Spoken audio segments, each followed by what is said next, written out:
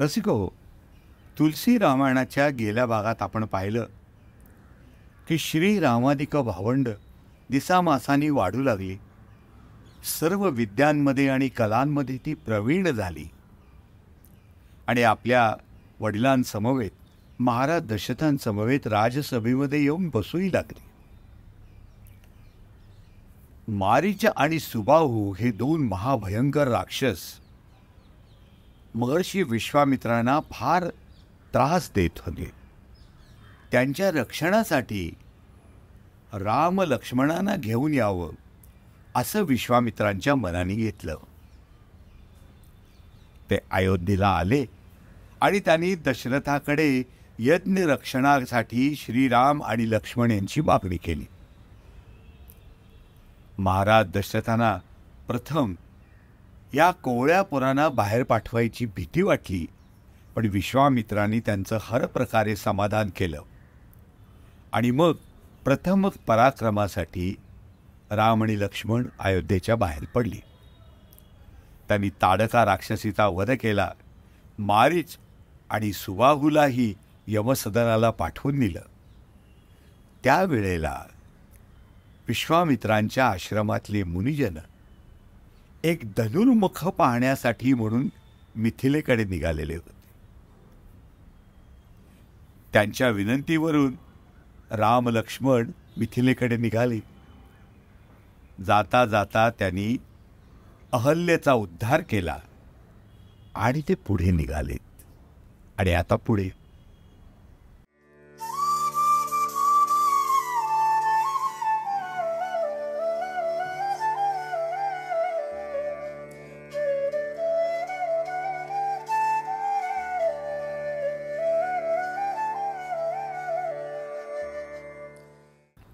मुनी विश्वामित्रांबरोबर राम लक्ष्मण पुढे चालत राहिले.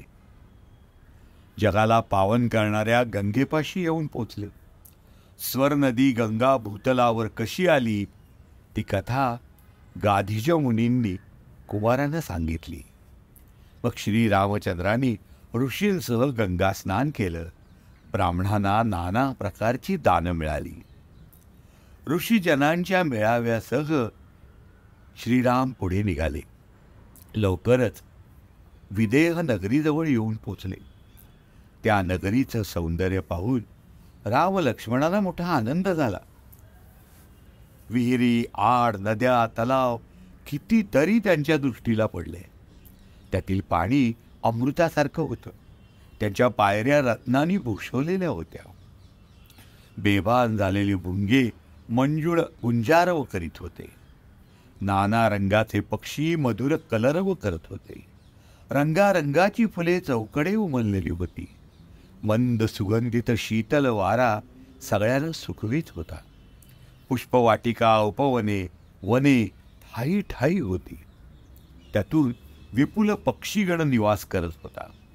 फुलं, फळं आणि पानं यांनी लढलेली वनं त्या नगरीच्या चारी बाजूंना बहरलेली होती. त्या नगरीचं वर्णन करता करवत नाही. जिथं जावं तिथं मन लोभावून जात होतं. सुंदर बाजार, चित्रांकित सौध रत्नांनी मढवलेले. जणू साक्षात ब्रह्मदेवानीच ती नगरी नटवली होती. कुबेरासारखे धनाढ्य व्यापारी अनेक वस्तू विकायला ठेवून बसले होते. सुंदर चौक, अगदी कल्याबोळ देखील सुरेख. त्यावर सुगंधाचे सडे घातलेले. सर्वांचीच घरं मंदिरासारखी मंगल. त्यांच्यातून चितारलेली चित्र तर इतकी सुंदर की वाटायचं मदनानंच चित्रकार होऊन ती चितारलेली आहे. नगरातील सर्व स्त्री पुरुषही भाग्यवंत, शुद्धाचरणी, धर्मशील, ज्ञानी आणि गुणवान. स्वतः जनक महाराजांचा प्रासाद तर अनुपमेयच होता. तिथलं ऐश्वर्य पाहून देवांनाही आश्चर्य वाटावं. राजप्रासादाचे नुसते तट पाहूनच पाहणारा आश्चर्यचकित व्हायचा. विश्वातील सारी शोभाच जणू त्या तटांनी थोपून धरलेली होती. धवलधामात नाना प्रकारचे पडदे सोडलेले होते. त्यालाही रत्न जळवलेली होती. सीतेच्या भवनाची शोभा तर काय आणि कशी वर्णन करावी. राजप्रासादातील सारेच दरवाजे सुंदर, त्यांना वज्रांसारखी दारं, त्या ठिकाणी नट, मागध, भाट यांची गर्दी. घोडशाळा आणि गजशाळा तशाच विशाल, त्या तिन्ही त्रिकाळ, घोडे आणि रथ यांनी गजबजलेल्या. शूरवीर सचिव सेनानायक तर असंख्य होते. त्यांची घरं प्रासादाशेजारी अगदी प्रासादासारखीच होती. नगराच्या बाहेर सरोवराच्या तीरी आणि नदीच्या काठावर पुष्कळ राजे रजवाड्यांनी निवास केलेला होता. एक मनोवेधक आम्रवन दृष्टीपथात आलं. त्या ठिकाणी सर्व सोयी होत्या, रम्यता होती. मुनिवर्य कौशिक उद्गारले, रघुवीरा, मला हे स्थळ आवडलं, इथंच निवास करावा. ठीक आहे असं म्हणून संगती असलेल्या मुनिजनांसमवेत श्री राम लक्ष्मणांनी त्याच ठिकाणी थांबायचं ठरवलं. महर्षी विश्वामित्रांचं आगमन झालेलं आहे ही वार्ता मिथिलाधिपतींना समजली. निष्ठावंत सचिव, पुष्कळचे वीर, ब्राह्मण, गुरुजन, आप्त यांना संगती घेऊन मुनिवर्यांना भेटण्यासाठी जनक महाराज मोठ्या आनंदाने निघाले. त्यांनी चरणी मस्तक ठेवून विश्वामित्रांना प्रणाम केला. मुनिवर्यांनीही आनंदाने त्यांना शुभाशीर्वाद दिले. बरोबरच्या सर्व विप्रवृंदांनाही महाराजांनी आदरानं वंदन केलं. आपलं महत्भाग्य उजळलं म्हणून महाराजांना आनंद झाला. पुन्हा पुन्हा कुशल प्रश्न विचारित विश्वामित्रांनी जनक महाराजांना आपल्याजवळ बसवून घेतलं. इतक्या शेजारचं उद्यान पाहण्यासाठी गेलेली राम लक्ष्मणांची जोडी तिथं आली. एक श्यामलक, एक गौर, दोघंही कोवळ्या वयातली किशोर, डोळ्यानं सुखविणारे, अवघ्या विश्वाचं चित्त चोरून घेणारे. रघुपतींनी त्या ठिकाणी पाऊल टाकताच सर्वांनी त्यांना उत्थापन दिलं. विश्वामित्रांनी त्या दोघांना आपल्या जवळ बसवून घेतलं. त्या दोघा भावांकडे पाहिल्यानं सर्वांना अगदी परमसुख झालं. डोळे पाणावून आले, अंगांगावर रोमांच तरारून आले. त्या दोन मूर्तींकडे पाहता पाहता मूळचाच विदेही असलेला जनक राजा आणखी विदेही झाला. आपलं मन प्रेममग्न होत चाललंय असं जाणून जनक महाराजांनी विवेक केला, धीर सावरला. विश्वामित्रांच्या पायी मस्तक नम्र करून ते म्हणाले, स्वामी, हे दोन बालक कोण आहेत? हे ऋषिकुल तिलक आहेत की एखादा राजवंशांनी पावन केलाय? मला तर वाटतंय की वेदांनी ज्याचं नेती नेती या शब्दांनी वर्णन केलंय ते ब्रह्म या दोघांचे वेश धारण करून इथं उपस्थित झालंय. माझं मन स्वभावतःच अनासक्त आहे, पण यांना पाहताच माझी अवस्था पूर्ण चंद्र पाहणाऱ्या चकोरासारखी झाली. मी आश्चर्यचकित झालो. मी सद्भावाने विचारतोय, कसलंही दूरत्व न मानता आपण मला सांगा, यांच्या दर्शनानं मी वेडावलोय. ब्रह्मसुख सोडून माझं मन यांच्याकडे झेपावतंय. विश्वामित्र हसले आणि म्हणाले, राजा, अरे तू युक्त तेच बोललास. तुझं वचन असत्य असणारच नाही. हे दोघं साऱ्या विश्वाला प्रिय आहेत. हे ऐकून श्रीराम मनातल्या मनात हसले. अरे राजा, हे दोघे रघुकुलमणी दशरथ राजाचे पुत्र आहेत. माझ्या हितासाठी राजानं त्यांना माझ्या संगती पाठवले. हे दोघे भाऊ राम आणि लक्ष्मण हे रूपशील आणि सामर्थ्य यांची वसती स्थानच आहेत. यांनीच युद्धात असुरांचा पराजय केला, माझ्या यज्ञाचं रक्षण केलं. साऱ्या जगाला ठाऊक झालंय हे. मुनिवर्य, जनक म्हणाले, आपल्या चरणांचा प्रताप थोर आहे.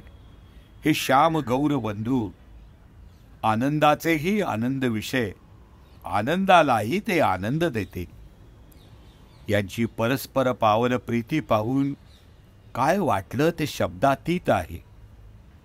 यांचं परस्परांवरील प्रेम ब्रह्म आणि जीव यांच्या प्रेमाइतकंच स्वाभाविक आहे. जनक नरेंद्रांनी पुन्हा पुन्हा प्रभूकडे पाहिलं.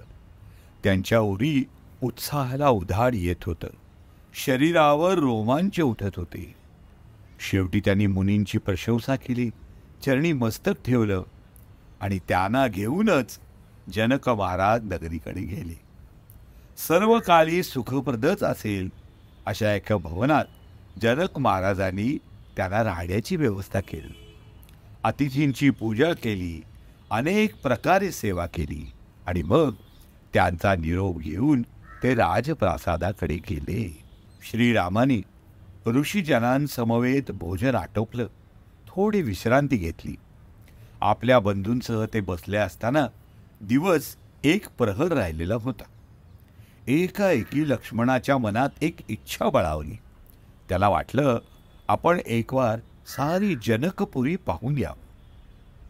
रामाविषयीचा भयादर आणि ऋषींविषयींचा संकोच बनी आल्यानं लक्ष्मण केवळ हसला मात्र, पण त्याच्या मुखातून शब्द काही उमटला नाही. धाकट्या भावाच्या मनात काय चाललंय हे श्रीरामानी त्वरित ओळखलं. त्यांचं भक्त वात्सल्य पाणावलं. गुरुदेवांकडून अनुज्ञा घेऊन ते अत्यंत विनयानं संकोचानं स्मित करीत बोलले, नगर पहावं अशी लक्ष्मणाची इच्छा आहे.